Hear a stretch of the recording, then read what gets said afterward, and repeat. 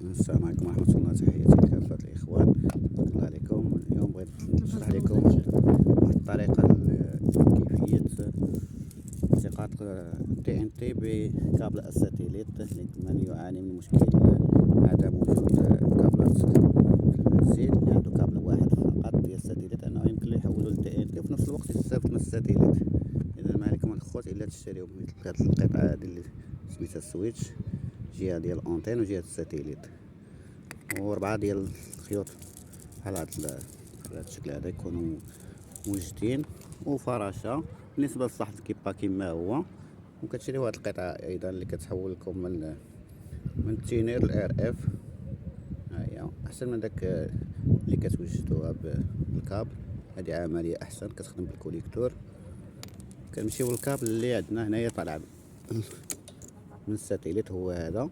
انا راه سبق وجدته، هذا اللي طالع لنا من التحت من الدار. كنبرونشيوه في السويتش، كنبرونشيوه في الاونتخي هنايا، ها هي هادي. ومن بعد كناخدو كابل كيمشي للأونتين، وهذا كيما كتشوفوا هذا غادي مباشرة للفراشة.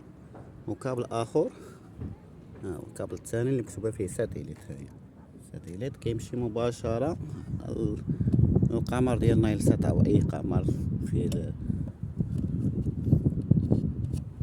وهكذا. عاوتاني نفس العمليه كنهبطوا لتحت كنديروها. كنمشيو للكابل اللي غادي الساتيليت او اللي غادي للريسيبتور، كنحيدوه وكنبرونشيوه في السويتش هنا، وكنفرقوا عاوتاني. واحد كيمشي للتلفاز وواحد كيمشي لونطير، وكنقوموا بعمليه الروشيرش للتي ان تي، وكنحصلوا على القنوات الارضيه المغربيه.